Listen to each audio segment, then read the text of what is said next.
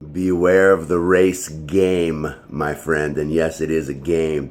I know as an educator, there are students who try to play that race card at times with me. And I was in Los Angeles County, and one black boy, he said, "Oh, how come I got a 50 on this test in this grade? Is it because I'm black?" And I said, "Well, if you don't like the 50, I can give you a 0 because that's what you earned. You did absolutely nothing on the assignment and you turned nothing in.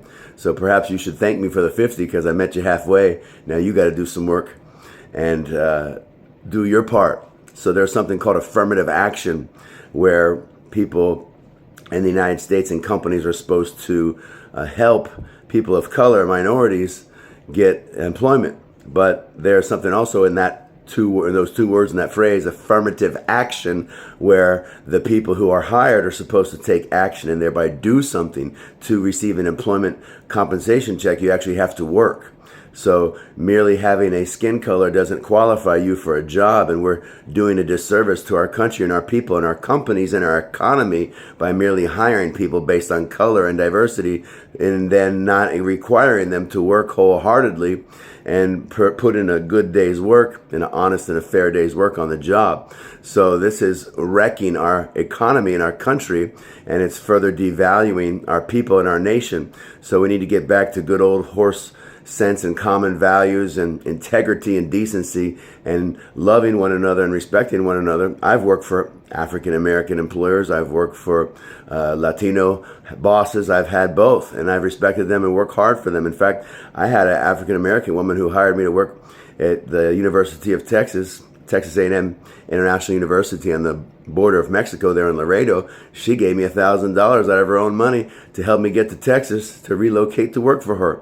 And then I paid her back within my first 2 paychecks. So give people a chance. Don't judge them by the color of their skin. When I taught in Orange County, Florida, my best students were black. Some of them were from Haiti. Others of them were African American, and they were outstanding. They were wholeheartedly desirous of learning. They were curious. They were humble. They were respectful, and they cried when I left. I had no problem with the kids. The Portuguese kids from Brazil, the Latino kids, they loved me. They celebrated me. It was more the white grumpy administrators that drove me away. So it's not about color, my friend. It's about the content of your character, as Dr. Martin Luther King said, and the quality of your daily life and your behavior. That's how you interact, and you find people of common, like precious faith to connect with, to run with, to do life with. It's not about the color of your skin. It's about the heart and your passion and your purpose. Find people who you can run with and you can live alongside. My best friends here in Central Florida are Latino. My pastor was from Israel for several years. My former pastor thereafter was a Colombian American. So be blessed and enjoy the journey with God, and don't be in a hurry, and don't label people merely by the color of their skin until you've taken the time to get to know them and what they're about, because God has so much more for you. I had a student who was sitting at a table with another, has a black boy, another black boy sitting at his table, and then a Latino kid and a white kid. And when the black boy started farting, and it was an ongoing occurrence for multiple days, and suddenly they started telling him, "Hey, you stink, get away from here." And they were all in an uproar over this kid's farts. And one day we're having a conversation about it, and he said, and he tried to play the race card, he said, "It's because I'm black." And I go, "No, it's because you stink."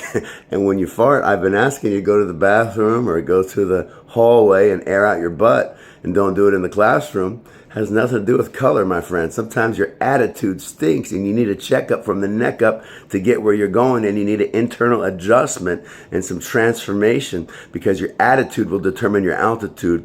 So stop trying to play the race card and make excuses. You got to put in a good day's work. Affirmative action requires action on your part, and you can begin with your attitude.